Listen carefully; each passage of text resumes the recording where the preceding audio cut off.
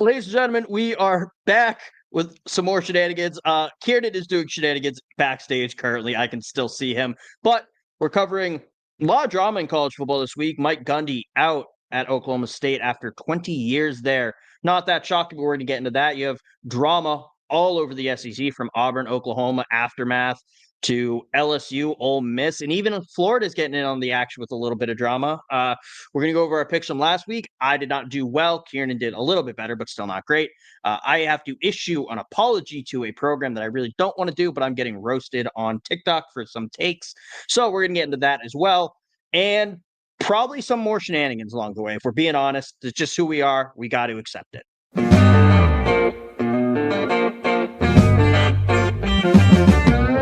They're eating the dogs, Ciarnan, in Tuscaloosa. They're eating the dogs. You know that? They were They're eating the dogs.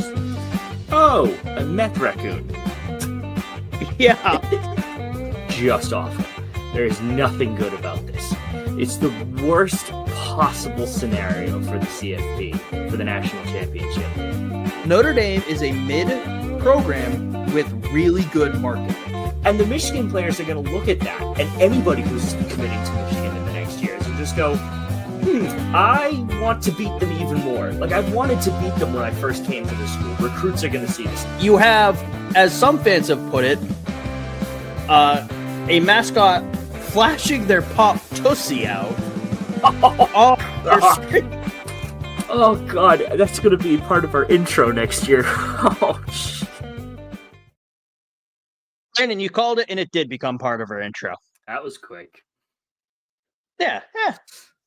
Only took me 5 weeks into the season to do it, but it's fine. Ciarnan, how you doing, bud? I'm doing great, man. How are you? I'm doing fine. Oh, I'd be doing better if I didn't have to do this, Ciarnan. Oh, yeah, of course. I would like to issue a formal. I can't talk, and we're only 2 minutes in. That's not great. I would like to issue a formal apology to absolutely no one. I still think I was right about Indiana. I think they are going to run into some buzzsaw in the Big Ten. I think Illinois was overranked. I was wrong. You can say I don't know ball for hyping up Illinois. I still don't trust Indiana long term. I think they are scared to play good competition. Was Illinois good competition? Apparently not. But I am still all out on Indiana and Kurt Cignetti. I hope they never win anything meaningful for the rest of our lives. I have got to say this, Kev, because it's frankly it's week 4, so you lasted 3 weeks. Congratulations. Brett Bielema doesn't know jack. All right, if that was the performance that you put on against a fellow Big Ten team that is also ranked and getting demolished by them, you don't know anything. I don't care what games you've played to warm up to this. That was an embarrassment. Yeah, I mean, I have no defense of my defense of Brett. I don't. It's indefensible. The Fighting Illini have disappointed me. They are a bigger disappointment to me than I am to my parents. So I hate you, Brett. I hate you, Illinois, but not as much as I hate Indiana. They bug me. So. But like here's the other thing, right? I know this is like 2 Big Ten teams going at it, and I do agree that this was probably a little bit of a standout rather than a prescriptive of what we're going to see in the future from Indiana. But in fairness to Indiana, they beat Old Dominion week 1, 27-14. Perfectly fine score. Nothing to write home about, but perfectly fine. Then they beat Kennesaw State 56-9. Kind of to be expected, right? Kennesaw is not a good team. Then they go out and they beat, technically in-state rival Indiana State 73-0. And then they play Illinois. And you're thinking, okay, here we go. Solid Big Ten matchup just to begin with. We don't even need to worry about the rankings. And then it's these two teams, have a potential shot going forward to make it into the CFP, and just cleans house the whole game. Like, it wasn't one of those situations where you're like, oh, Illinois is right in this, and it ended 27-24 with the last second field goal. No, it was a dominant performance by Indiana. And I am looking at basically the rest of Indiana's schedule.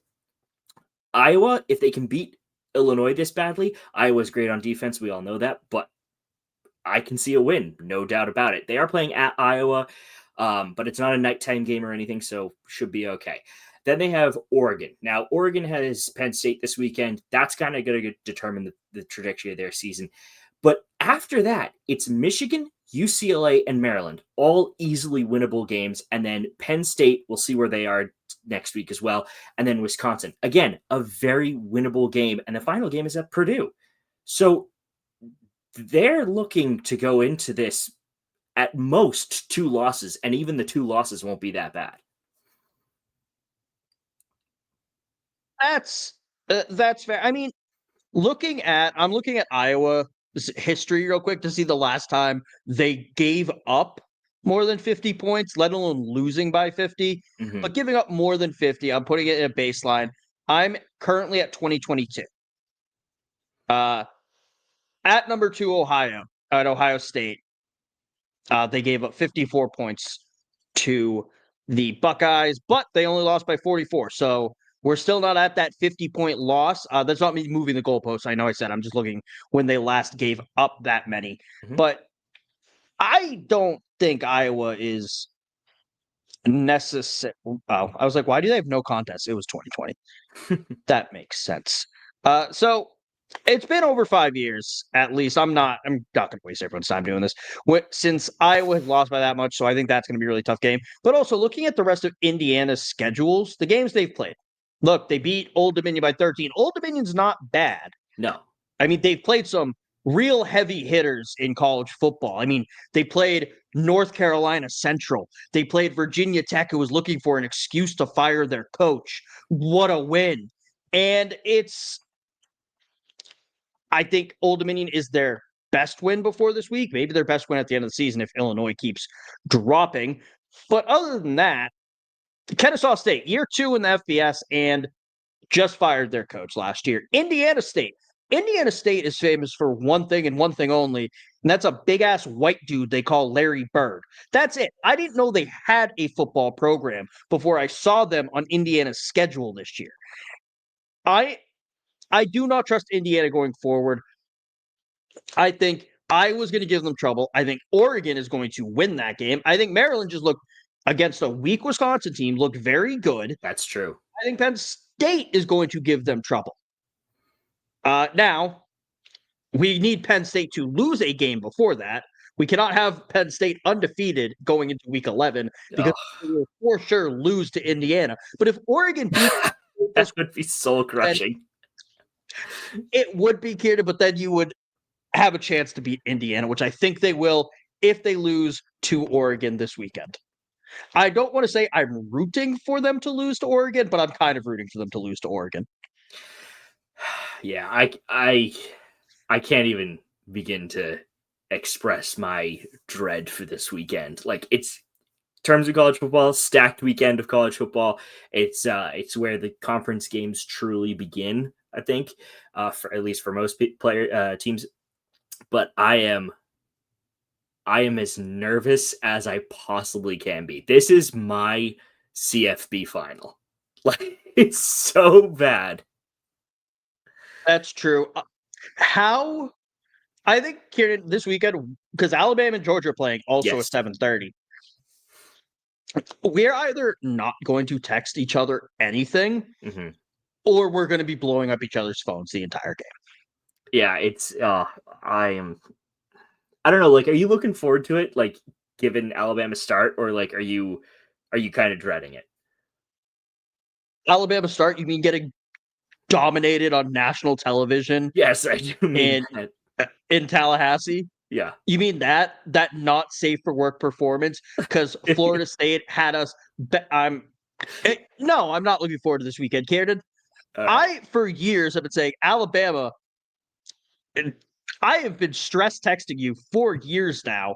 Oh, like, I'm so stressed about this game. And you go to the game, Kevin, they're up by like 15 in the second quarter. What are you talking about? Yes, I admit I'm part of the problem that Nick Saban was talking about spoiled fans. I get it. But I was not calling for him to be fired or anything. I'm not an idiot. So no, Kieran, I am not looking forward to this weekend. I have games that I have to stress watch. Of course, it's only giving me the featured games. I have games to stress watch throughout the day. Mm. I have. Let's go to the 12 o'clock games and just look. All right. Bowling Green, Ohio. That's one of my betting picks this week. So I'm going to be stress watching that. Then on to that's weird that it's kicking off at noon. I don't like that. I don't like noon kickoffs. The 1 o'clock slate, there's not much going on. Those are just the kind of meh games. The 3 o'clock slate, Auburn at Texas A&M. One of my narratives is not going to survive this weekend. It's either Auburn's garbage or Texas A&M can't win a big game. It's one of the two is going to die, so I'm going to be stress watching that. LSU Ole Miss, that's going to be fun. I'm not going to stress watch that. Also at 3:30, you have Indiana Iowa. I basically staked my entire credibility on the fact that Indiana is not good. So that is going to be stressful to watch. Or is anyone going to take me seriously going forward? They already really don't, but it's fine. The 6 o'clock slate, I mean, Brown Harvard, that's going to be no, I don't care about that. But I'm going to be so stressed by that point about the Alabama Georgia game. I cannot enjoy any of those games. And then Idaho, Montana at 10:15, which I am very excited about. I need to watch that. I love the Vandals, but I'm going to be stressed about that too. So now, Kieran, I'm not looking forward to this weekend of college football. And then the Red Sox need to win more games to make the playoffs. Kieran, this is going to suck. Any truly passionate fan of college football hates this weekend is what I'm hearing. You casuals that just watch with no alma mater or affiliation to a school are sucking up our bandwidth of misery and disappointment and utter dread for Saturday the 25th or whatever, or the 27th, whatever it is. I mean, some schools have buys at least. Like UMass is on a buy this week. The real thank goodness. No, they were on a buy last week actually. The 20th they were on a buy. I don't know. Some schools I'm sure have a buy this week, so they can enjoy this weekend of college football stress free. I'm not happy for you. I hate you for it, but it's fine. Kieran, I don't want to talk anymore. We're going to take a moment of silence for Mike Gundy. All right. And there was your moment of silence for Mike Gundy. I was going to do that at the very beginning, but people would click off immediately. So, for those who do not see, Mike Gundy and Oklahoma State have decided to part ways. This is not a shock after they went 3-9 last year, and Mike Gundy negotiated a reduction in his contract. Ken, what are your thoughts on this move? Frankly, I'm not surprised. I think the negotiation of the contract was like kind of the first real signs that this was not going to be a good year. If you have to negotiate down your salary just to stay at a place, ultimately to just get fired in the end is kind of a bad look. The loss to Tulsa by 7 surely didn't help that. You could argue that the Oregon loss, the 69-3 loss to Oregon, is kind of, I don't want to say par for the course for Mike Gundy and Oklahoma State, but it's like almost to be expected. But the loss against Tulsa, I think, was just kind of the final straw that broke the camel's back. I mean, this was a long time coming. He has not had a good series of seasons in recent memory. Yet he was frankly, he was a good coach. I just think, I think both him and Oklahoma State needed new things. I mean, he's not that old, so he can certainly coach again. And I think wherever he ends up going are going to find success fairly early on, I'd say.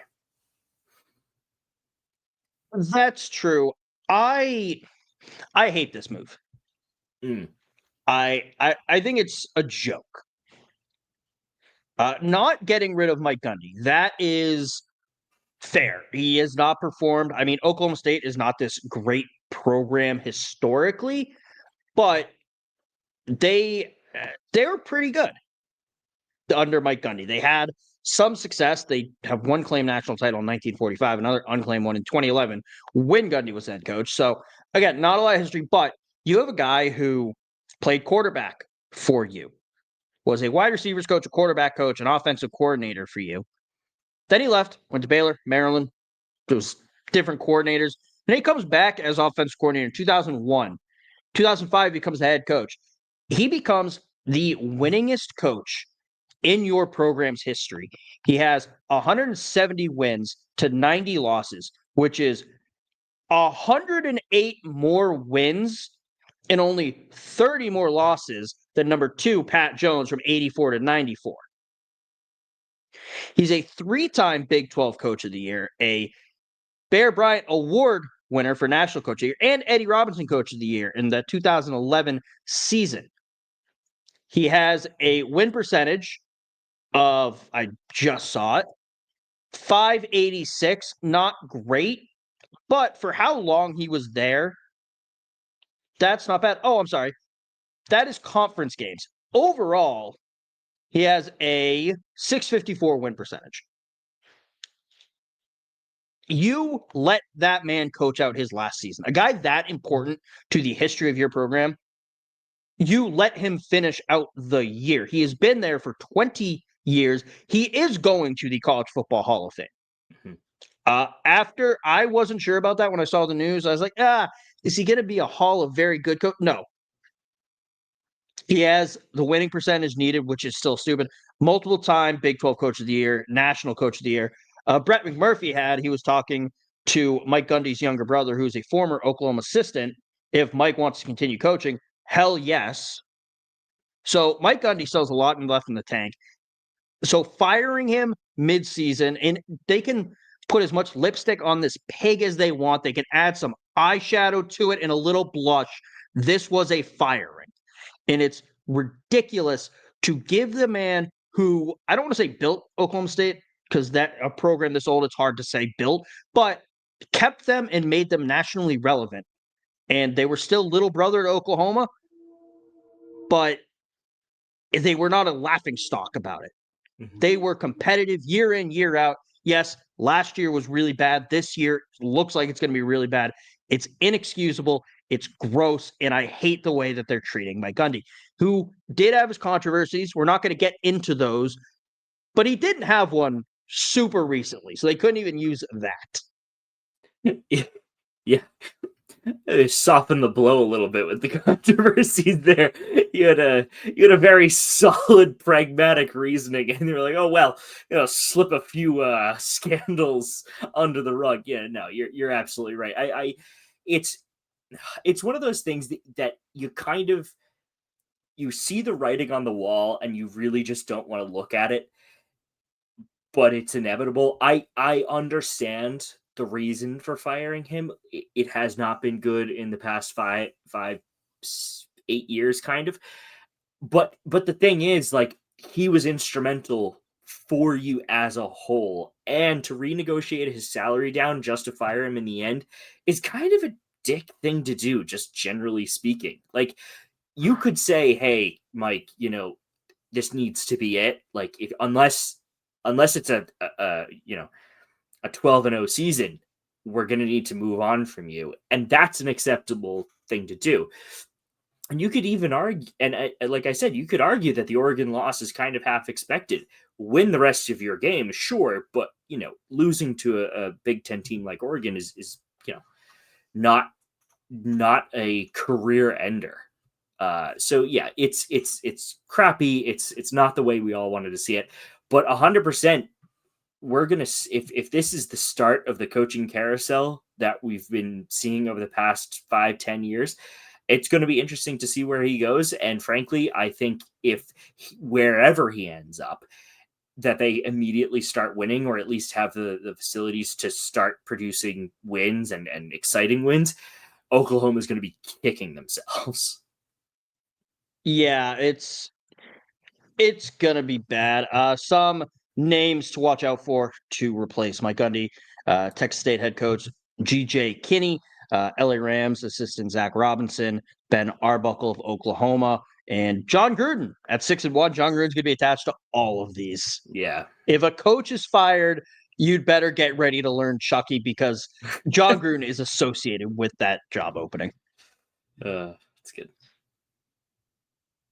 But moving on to the other school in Oklahoma, there was some drama in the Auburn versus Oklahoma game this past week in Ciarnan. This is your topic. Why don't you lead the way on it? All right, sounds good. So I think we all have seen the headlines. The SEC admits that officiating error took place during the Oklahoma game where the Oklahoma wide receiver was subbing out and deceptively stayed on the field in order to get a wide open touchdown. And the SEC has a rule where it's called, I think it's called deceptive play. I want to be sure I'm saying that right. I can't find it exactly, but that's okay. But basically, the SEC admitted that it should have been a 15-yard unsportsmanlike conduct penalty, and that the touchdown shouldn't have counted, right? To that end, Kev, do you think trick plays like this or deceptive plays like this should be a thing in college football, or should there be rules against the college football plays like this in college football? I'm okay with there being a rule against this. I mean, it is deceptive play. And I could Google this because you were in the middle talking. NCAA Football Rule 9-2, Article 2, prohibiting any tactic associated with substitutes or the substitution process that may confuse opponents. I don't like how vague that language is. Mm-hmm. I do think you should say you cannot fake subbing out. But look, if I have 40 seconds on the play clock after a timeout, and I want to spend 30 of those seconds running guys off and on, then yes, I should be allowed to do that. I think the issue becomes when I have a guy start running off and then stop. I do think you should be allowed to do that to a point, but he can't leave the field of play. Like, you can run towards your sideline and then line up to run a route. Mm-hmm. I'm okay with that. I think it's absurd Auburn is complaining about deceptive plays when they won so many games off of Gus Malzahn's offense. Okay, good. I figured that's kind of where you were kind of going to split the middle here, but because I think that is what makes college football so fun. I do not think there should be any rule against deceptive play. The reason is because while substituting, he did run over to the sideline. However, before he left field of play, actually, he didn't even leave the field of play. He checked in with the referee, said, "I'm still in," right? As far as I'm concerned, that's on the defensive coordinator and the on the other side to be able to spot that, or somebody to be able to spot that. I think trick plays like that are what is fun about college football. Yes, I understand the implications that come with that, but I think that there shouldn't be a penalty for it. It should just be a redo of the play. If you need to make a rule against it, it's just an official timeout or whatever, and they just redo the play. To that end, I think that sort of trickery and deception is fun and is a part of the game because you have to throw off your opponent somehow, whether you do that through emotion or whether you threw that through an audible on the line. All of it matters. So I think that touchdown 100% should stand. I have no issues with it. I have no issues with it. I do understand to a point, like that is a rule. Right. I mean, you can say, I don't think the rule should exist. That's fair, but it is a rule currently. However, I do think it's hilarious, but also annoying that some of these schools have been bailed out so many times in their history. And every school does it. But whenever the refs screw them over or misapply a rule. They go, no, we only lost because of the refs. And then the next week they'll get bailed out by a call and go, well, you shouldn't be complaining.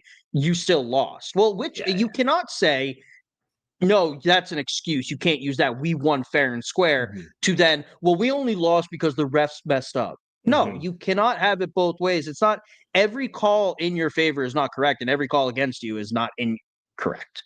Right. So actually, that brings up another great point. I feel like we're going to go so long today, just based on how we're having a conversation. But the Oklahoma fumble that turned into an Auburn touchdown that was reversed earlier on in the game. There was the controversy about whether he secured the ball and made a football move before the ball was then loose in his hands and albeit a fumble, or did he touch the ground? I don't know if you saw that or made note of that. I saw, if you go and look up this play, I think that was a secured catch and a football move, because you're at the point the receiver turns his head, right? He turns his head to look upfield to where the defenders are coming. As far as I'm concerned, that's a football move. Therefore, he had that ball secured, right? And therefore, I believe that ultimately that was a fumble returned for a touchdown by Auburn. So if we're being serious, if we're thinking about this, that's you subtract a score against Auburn. Excuse me. You subtract a score against Oklahoma. So that brings them down to excuse me. That brings them down to what, 17, 16, 17 without the conversion. And then you add a score to Auburn, and therefore Auburn has won that game. And those were two, I think, very controversial calls that I do believe were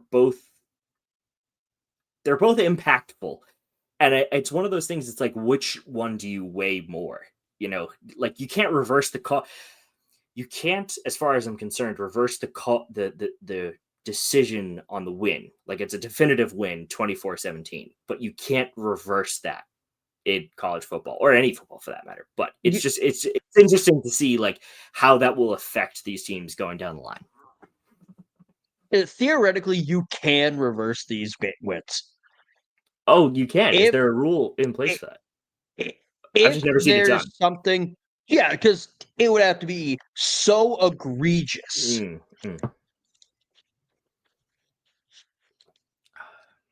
There has to be rules in place, kind of saying if something really bad happens.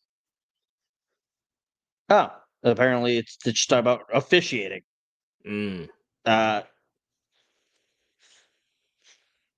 feel like there probably is. So they can vacate wins. Okay, so that's what vacating a win basically is. But that's years down the line, and they're not going to vacate any of these wins. Yeah. That would be ridiculous, unless there was like cheating allegations, like active bribery or something like that. They would never vacate wins like that. But yeah, no. Well, cheating, they still might not vacate a win. That's true. I think if there's enough, okay, this is stupid, but I think if there should be enough protest about particular calls in the game, that the two teams reschedule the game and play it like Wednesday night, like mid season, a random Wednesday. No, hold on. Before you say, you can't put starters on there. You have to put second and third strings only, and red shirts for whatever reason, and you just replay the match and see how it would go. I think that would be hilarious. I was just gonna add, like, Wednesday at like 2 p.m. This is the most random, inconvenient time for everyone. So then anyone complain, and the teams will go, do we really need to do this? Or I think we'll just take the loss. It's fine. Yeah. But moving on to some other SEC drama. This one is off the field, Kieran. The Magnolia Bowl is this week. LSU, I believe, is favored in this one. I believe they are, yeah. Probably are. I'm just going to go with yes, they are. I was looking for the spread real quick. It's Ole Miss -1.5 currently. Ole Miss is Ooh. favored. They are the home team. Okay, that's why. But Yeah. Lane Kiffin, his daughter, decided to hard launch her new relationship this week, and it's something. For those who did not see it, here it is on your screen currently. If you're listening to the podcast, go to the Bel Air Sports YouTube and watch this on YouTube. Landry Kiffin, Lane's daughter, launching with her new man, Whit Weeks, linebacker for LSU. And it's the question just is, Ciarnan, what do you think is going through Lane's head when he sees this? Sabotage. He's going, I have the best in to the linebacker room of LSU ever. Right? Because boyfriends come and go. And in your case, Kev, so do parents. But I'm sorry. That was very mean. I'm so sorry. Belly up leadership. It was not me who made the joke this time. All right. They did not say Ciarnan couldn't make jokes. Okay. We need to edit this out. That's going to our intro. Boyfriends come and go, and it's one of those things that like Lane Kiffin has this type of mentality that's just like, I could probably use this to my advantage. So he's thinking like, oh great, I've gotten in. I can just mess with this kid's head. 100%. And also, I think Lane saw this post and was like, that's my girl. Because Lane is the messiest coach on Twitter. He does not care. He will post whatever pops into his head. Ciarnan's dying right now. Lane does not care. And if anyone's thinking, oh, well, I'm sure you care about this. No, he just said, take the over about this game. Is it sabotage for Whit Weeks? Is he trying to get into Lane's head? Oh, yeah, good point. Reverse psychology it.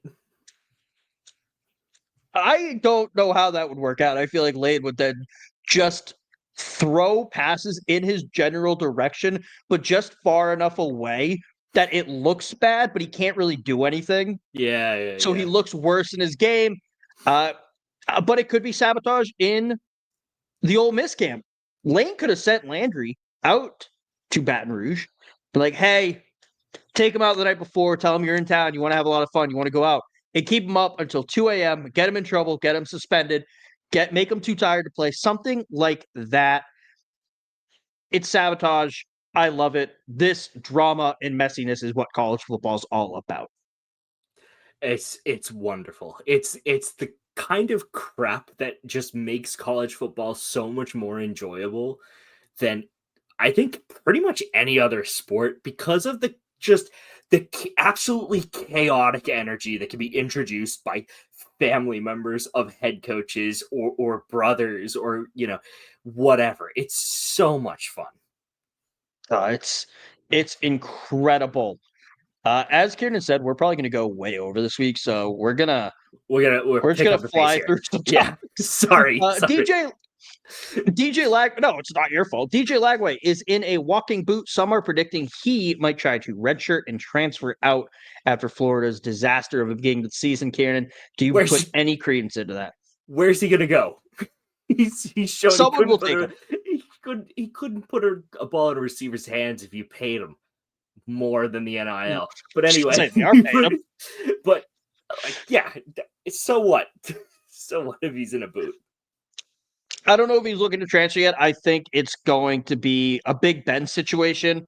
Throughout his NFL career, he would just pop up with boots halfway through the season, especially if they weren't playing great. He would just have the boot on, and then he'd come out fine on Sunday. So it could be that situation. But I think there would be a pretty big market for DJ Lagway. A lot of coaches will look at that, and kind of like people with a toxic person, like, I can fix them. Like, my love will fix them. They will give up the drugs. They will stop sleeping around. I can fix it. And I'm not saying DJ Language is either of those things, by the way. It's an analogy. But I can. They just need the right person to love them and give them a safe environment. And then after you are fired because DJ Lagway threw 4 picks against a really bad team, you're going to go, shit. No, you know what it is? You know what it is, Kev? He needs the right guidance. And who do we know that's a quarterback coach that was recently let go from his position? Mike Gundy. Mike Gundy to Florida and have him coach DJ Lagway all the way to a national championship. Okay, so I love Mike Gundy, and I'm not doing this to kick a man while he's down. However, when was Florida at its best here? Well, I don't want to say with Tim Tebow, but like with Tim Tebow and Urban Meyer, and Urban Meyer, who let his players do whatever the hell they wanted, even if that included murdering people, allegedly. Mike Gundy, I'm not saying his players has murdered people, but when Ollie Gordon got a DUI a couple years ago, he was like, I'm not going to suspend him. I've done that 1,000 times. he doesn't learn his lesson. Mike Gundy, make Florida great again. All right. All right, moving on. We're staying in the SEC, though, Ciarnan. This is a very SEC-heavy episode. That's okay. The SEC has announced they are moving to a 9-game conference schedule that is including, I believe, at least one non-conference Power 4 game a year. The annual opponents for the first 4 years have been announced for each team. I'm going to fly through them quickly. Mm-hmm. Alabama has Auburn, Tennessee, and Mississippi State. Arkansas has Missouri, Texas, and LSU. Auburn has Alabama, Georgia, Vandy, Florida, Georgia, South Carolina, Kentucky. Georgia, Auburn, Florida, South Carolina. Kentucky has Florida, Tennessee, South Carolina, LSU. Arkansas, Ole Miss, A&M, Miss State, Ole Miss, Vandy, and Alabama. Missouri, Arkansas, A&M, Oklahoma, Southwest Conference, stay strong. Love it. Oklahoma, Mizzou, Ole Miss, Texas, Ole Miss has Mississippi State, LSU, Oklahoma, South Carolina, Go Cox has Georgia, Florida, Kentucky, Tennessee, Alabama, Kentucky, Vandy, Texas, A&M, Arkansas, Oklahoma, A&M has LSU, Mizzou, Texas, and Vandy has Auburn, Tennessee, Mississippi State. What were your thoughts on any of those 3 opponents for any of these schools? Are there any that you wish you saw, any that,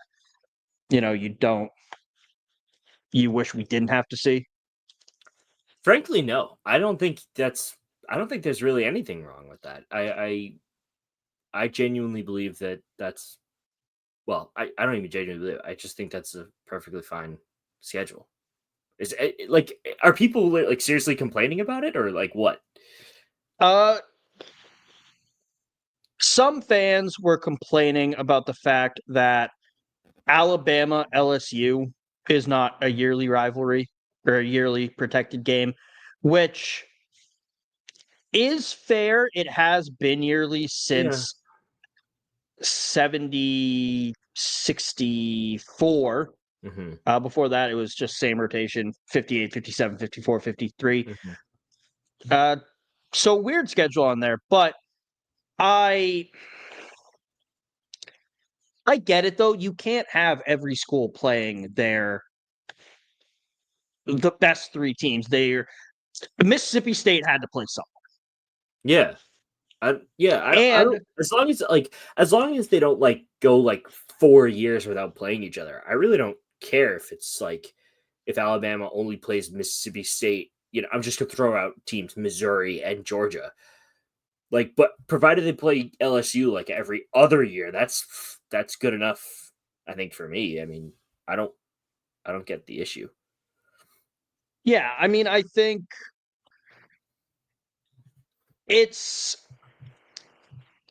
I like it when Alabama plays LSU, but if they're not playing every year, I get it. I understand kind of they have to do the schedule. Yeah, I'm not gonna lose my mind over it. In fact, it's probably actually, I mean, it all depends on the year, but it arguably makes it more fun because eventually at some point they would, if both teams are really, really good, they'd have to meet in the CFP at some point and play it then, which arguably makes the whole game that much better. So I don't see an issue with that at all. Yeah, and also I'd like to point out Alabama Mississippi State has been played yearly for a longer stretch than Ole Miss or than Alabama LSU. The last time, now they did not play last year, but the last time before that, Alabama Ellis or Mississippi State did not play was 1947. Wow, that's jeez. That's And that was 80. 1 year off. They did 46, 45, 44, then a break in 43, but 42, 41, 40, 39, 37, 38, didn't, 36, 35, 34, 33, 32, 31, 29, 30 off, 28, 27, 26, 25, 23, 24 off, 22, 21, 20, 19, 19, 5 year break, then 14, 13, 12, 11, 5 year break, 06, 05, 04, 03, 02, 01. And the first game was 5 years prior to that in 1896. So that was also a rivalry. It's widely an Alabama rivalry. Alabama leads 88-17-3 with 2 wins vacated. But the battle for Highway 82 is real. And who knows, maybe Mississippi State will get its act together at some point. They reincarnate Mike Leach. Bring back Mike Leach, bring back Dak Prescott, just clone him. Yeah. It's what we need. Moving on to maybe the best news of college football this week. Tom Sillo, who I'm trying to find a school he plays for, gave up college football in the 80s to do drugs, Ciarnan. Yeah. This is so great. And it's the 80s. Like, what else are you supposed to do? And he has decided, Ciarnan, that it's time to come back to the world of college football. He is 58 years old, playing for D3 Lycoming College as a defensive lineman. And that's incredible. All respect to this man. Like, there is nothing that you can tell me about him that is going to make me dislike him.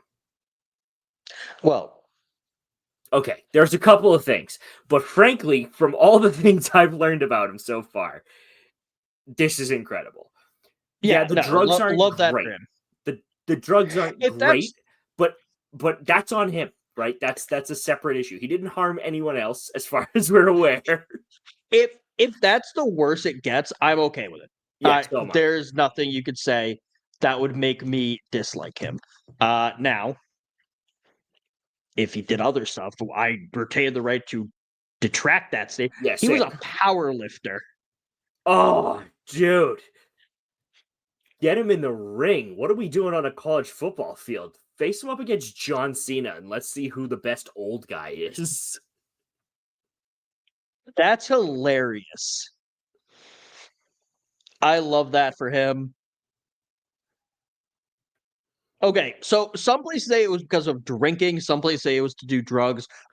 Regardless, doesn't matter. Quitting to do drugs is my so he started drinking when he was 15. Yeah. Sad, not great. Started doing drugs in his 20s. Then he became a truck driver at 24. Refed local high school basketball games and working at as a custodian. Pulled a 30,000-pound fire truck. What is to hate about this guy? 580 pounds in the 55 to 59 age group in the International Powerlifting Association. That's a world record for them, by the way. That's insane. Yeah. I love it. I will be watching as many of his games as possible. Seriously. If this is not the feel-good story of the year, I don't know what is. I would love it if he became like the Division III sack leader. Like just absolutely demolishes offensive line. What did he say? 56, you said? 58. 50 at nearly 60 years old. He's younger than my dad. And he would just be demolishing offensive lines of like peak, well, not peak, but athletes at 21, 22. That's insane. Honestly, he's not bad looking either. Like, for his age, I'm not hitting on the potential former drug user. Not what I'm saying here. Like, obviously, he's playing college football, so he's got to be in shape and be a powerlifter. But yeah, so good for him. Yeah, good on him. But now that we talked about the feel-good story of the year, we're going to talk about something that is so frustrating to me. Yes, go on. SMU wants to retire their pony up phrase to kick 'em stangs to match the toughness they want to project. First off, SMU, be a little goofy. Your school was founded and funded by cocaine, paying players, and some secret third thing. A murder pony, let's go with. Pony up is fun. It's goofy. It's fun. It's what made college football great. The only reason, Ciarnan, this was not a rant at the beginning of the show, is kick 'em stangs makes me think of the story of Peruna kicking the Fordham Ram so hard in the head it died. And that's hilarious. Yeah, seriously. And if anyone gets mad at me for that, that was like 100 years ago. Yeah. So the Ram would have already been dead. Yes.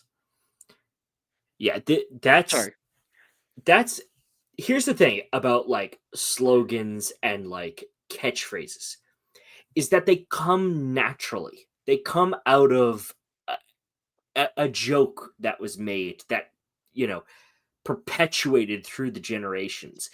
Pony up is objectively one of those things that kind of probably started as a joke. They probably had a young stang that they called a pony for whatever reason, and that just it became the tagline, the catchphrase, the slogan, whatever it is. You can't just create something and just expect people to use it because those things are so ingrained in the psyche of the college students. They're passed on each year. Pony up. That's the thing. That's what we say. Yeah, it's stupid, but it's ours. But trying to introduce and force a new slogan or catchphrase or whatever you want to call this onto a school that has had something like this for so long, it would be impossible. It's impossible, and nobody's going to use it, and everyone's going to like genuinely hate the fact that, you know, they have to say it. I can already imagine like the tour guides that are recruited, you know, the student what do you call them, liaisons or whatever for incoming freshmen. They're like, oh, kick 'em stangs. It's like, I thought you guys said pony up, and it's like, yeah, we do.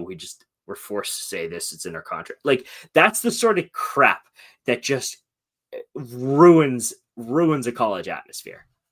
Yeah, they shouldn't have said we want to get rid of this. They should have said, in conjunction with pony up, we also want to do kick 'em stangs. Yeah. And then say, to memorialize Peruna for kicking another mascot and killing it.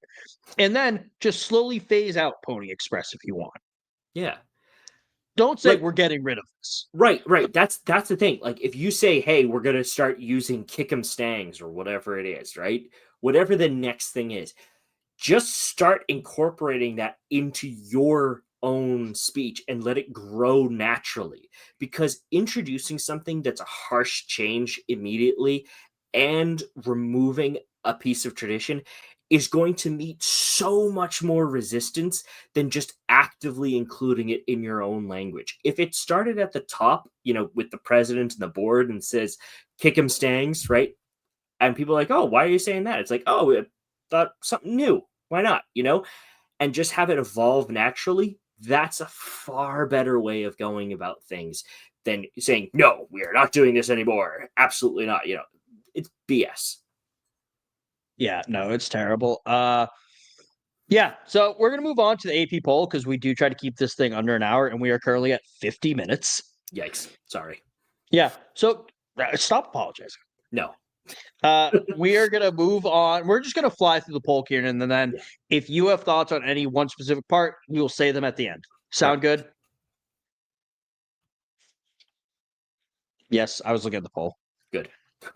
Sorry, I gave thumbs up. Okay. All right.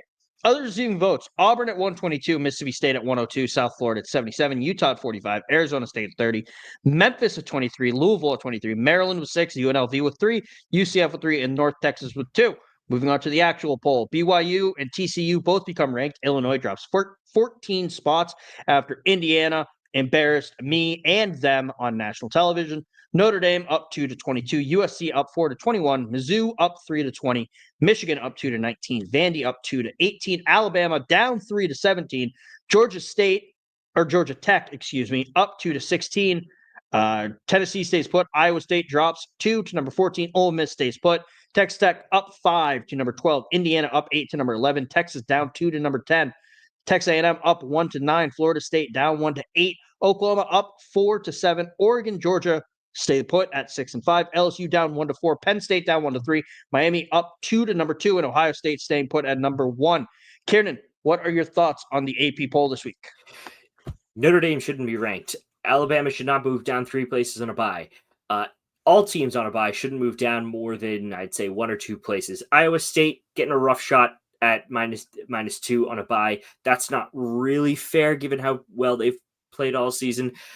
Texas should not be moving down on a win against Sam Houston, 55-0. I don't care what you think about Arch Manning and the whole offense.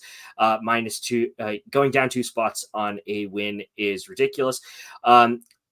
Again, same thing with Florida State.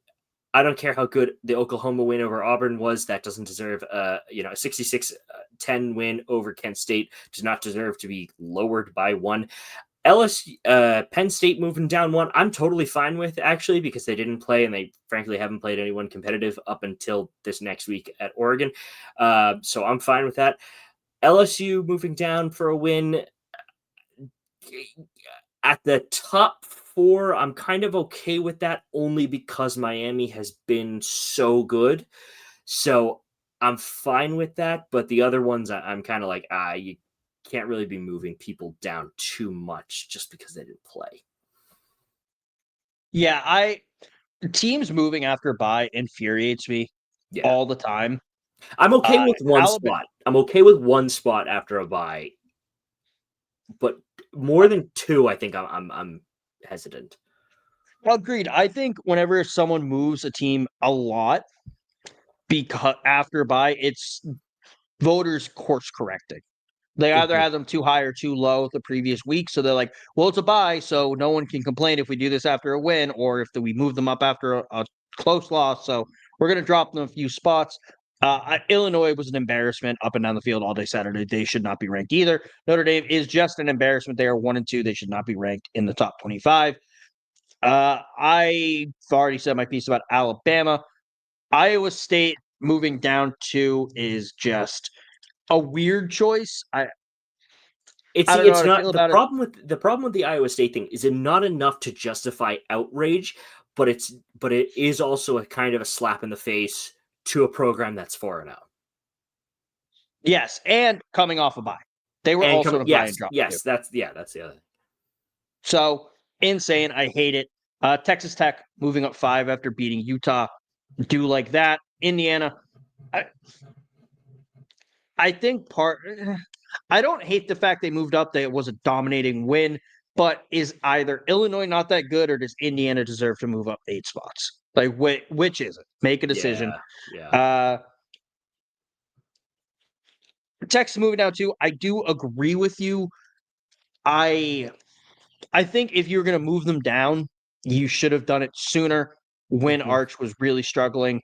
Beating up on Sam Houston is not – they shouldn't be raised because of it, but they should not be lowered because of it either. Yeah. I mean, Arch 18 for 21, 309 yards, 3 touchdowns. That is the Arch we saw last year. So it's – yeah. And the top 10, I mean, I don't have – outside of that, I don't have crazy thoughts on it. I do think that top 5, 6 is going to be moving around all season. It's probably going to be Ohio State consistently at 1, and then Miami, Penn State, LSU, Georgia, Oregon are all going to be shuffling around for that number 2 spot.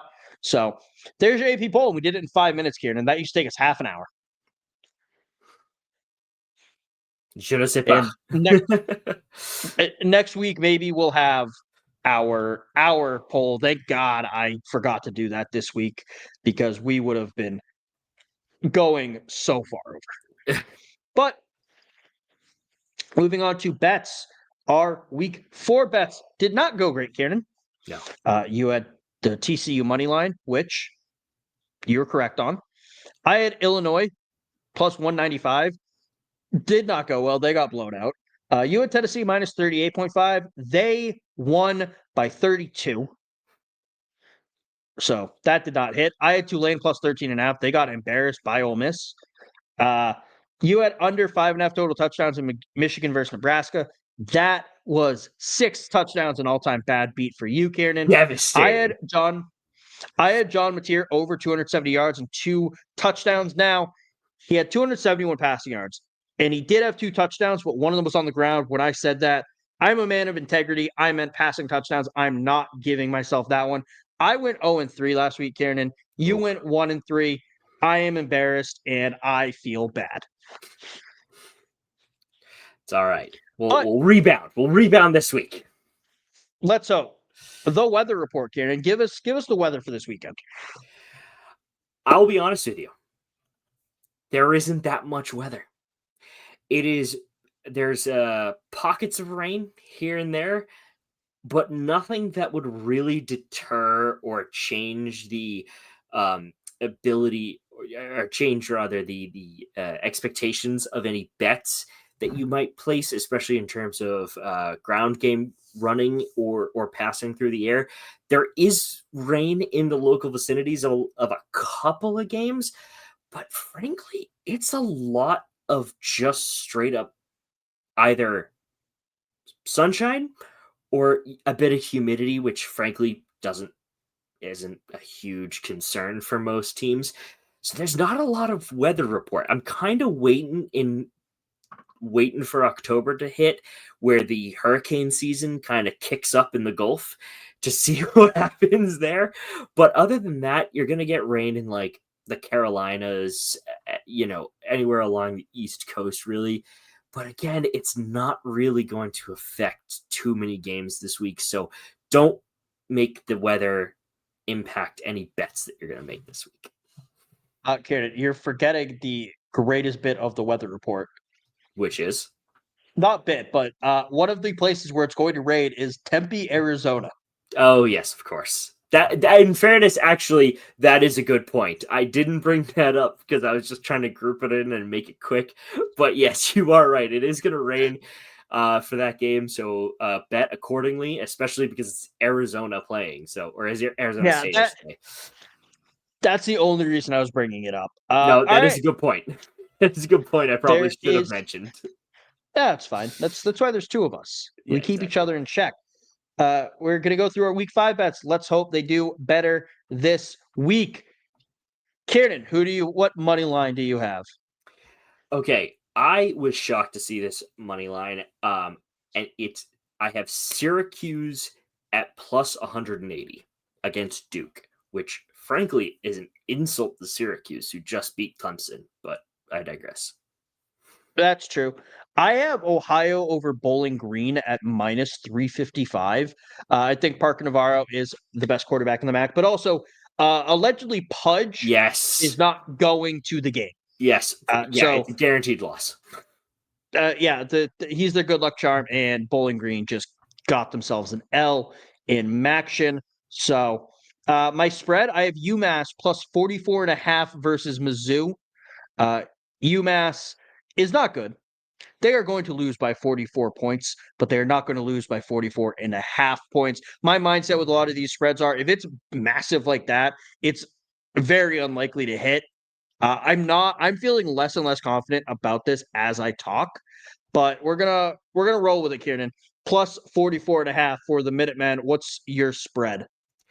So my spread is this one's a slight gamble, but because Diego Pavia has been playing so well, and actually the entire Vanderbilt team has been playing so well, I am going to go with Vanderbilt at minus 22.5 against Utah State. And I'm looking at the score. I'm like, based on how Vanderbilt's been playing, it's certainly possible, but don't let this be the week that you guys screw up. Yeah, is your spread the kind of thing right now where you're like, the more you talk about it, the more you're like, I don't know how I feel about this? Yeah. That's fair. I'm just gonna put a box around it on the graphic, like not confident. Yes. What's your miscellaneous? My miscellaneous is Florida State to score more than 30 points at minus 525. I'm kind of going safe there with that against Virginia because, frankly, Castellanos and that Florida State offense has been rolling as much as we don't like to see it, but they're definitely going to score more than 30 points. That's fair. I have, when Joey Freshwater tells you to take the over, you take the over. I have over 55.5 in the Magnolia Bowl at minus 102. That's a good pick. So there's our picks. Quick recap. I have Ohio over Bowling Green at minus 355. I have UMass plus 44.5 versus Mizzou. And I have the over in LSU versus Ole Miss. Ciarnan has Syracuse plus 180 versus Duke. He has Vandy minus 22.5 versus Utah State. And Florida State over 30 against Virginia at minus 525. Two quick topics left. One of them, Ciarnan, stop with the international games. Yes. Like no one asked for you to play in London, Arizona State, and Kansas. Nobody wants this. Nobody asked for this. And I hate it. Ciarnan, do you have any other thoughts on that? Yes, there is a European League of Football. If you want to go watch American football in Europe, go see the Vienna Vikings, who were 11-1 last season. Do that.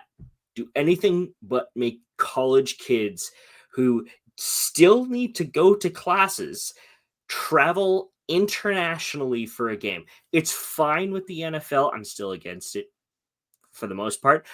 But like, these kids are still in college, regardless of how much we pay them or whatever. They're still in school. They still need to attend classes. There's a whole league over there that you can go watch. Enjoy it. That's fair. I was looking up Trent Dilfer because he just gives off NFL Europe vibes, and I was trying to pick an NFL Europe team or a EuroLeague team to hate. I always forget he was a first round pick. It's wild to think about that. That's disgusting how bad quarterback play was before like 2000. But Ciarnan, we've had a lot of coaches fired, but we have not had my coach buyout tracker fired yet. So back to America's favorite topic, shit Luke Fickell could buy with his buyout. I had a busy day, so I only have 4.5 this week, because I did break down the numbers a little bit more on one. But without further ado, he could buy 2,273 2009 Ford Expedition Eddie Bauer editions, specifically if he bought 2,273 of them with 103,736 miles at Don Miller Subaru in Madison, which is only a 15-minute drive from the University of Wisconsin's campus. We're not sponsored by them, but Don Miller Subaru, shout us out, sponsor us. I'll take a Ford Pinto if it's a sponsorship. I do not care. Next up, 6,613,756.61 pounds of cheddar cheese from Walmart at $3.78 a pound. Some Wisconsinites are probably going to be pissed that I'm talking about cheese from Walmart, but it's cheap, and that was the easiest way to find the number. Next up, 15,943 Packers home games between the 20-yard lines as a season ticket member. That's how they break down the pricing. Or if he bought one ticket, he could buy enough tickets to last him 1,992 NFL seasons. Finally, 1.667% of Milwaukee's debt. I Googled it quickly. It said $1.5 billion. So that's what $25 million equals out to. So really a drop in the bucket, and that's something I think we can all learn. Some of these buyouts, first off, they're not all paid by the schools. A majority of these contracts are paid by boosters, and in the grand scheme of things, the contracts aren't that crazy. I think paying Luke Fickell $2 to get a McChicken from McDonald's, it's probably $20 now, is too much money to have him coach at Wisconsin. But $25 million compared to how much money's fake is basically what it really comes down to. It's not backed by anything, which is terrifying. Your paycheck goes directly into your bank account. No money ever changes hands. The banks use your money to invest elsewhere, and that's why in the Great Depression there was a run on the banks because people wanted their money back, but the bank didn't have their money because they gave it to other people. And it's a scam. Money is fake, but still don't pay these coaches these ridiculous amounts of fake money. It's absurd. Well, I'm glad we had a history lesson at the end of this. I'm here to educate, Ciarnan. That's very true. But that's our show for this week, Ciarnan. We thought we were going to go like half an hour over. We're only 5 minutes over from the target of an hour. So we rattled that last portion off. We did go through, and I think we hit the news well. But everyone have a good, safe, fun weekend. Don't drink too much. If you do, don't drive. And yeah, that's our show. I'm going to go have a very stressful weekend waiting for 7:30 on Saturday. But so is Ciarnan. So yeah, everyone make good choices though. And remember, money is fake. See ya.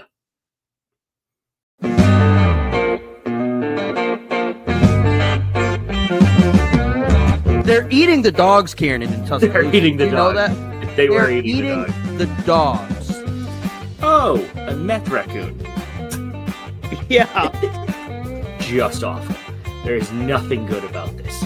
It's the worst possible scenario for the CFP, for the national championship. Notre Dame is a mid-program with really good marketing.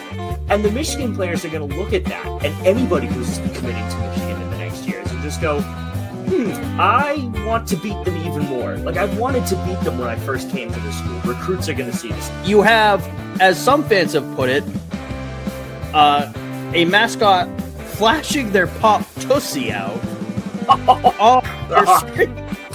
Oh, God, that's going to be part of our intro next year. Oh, shit.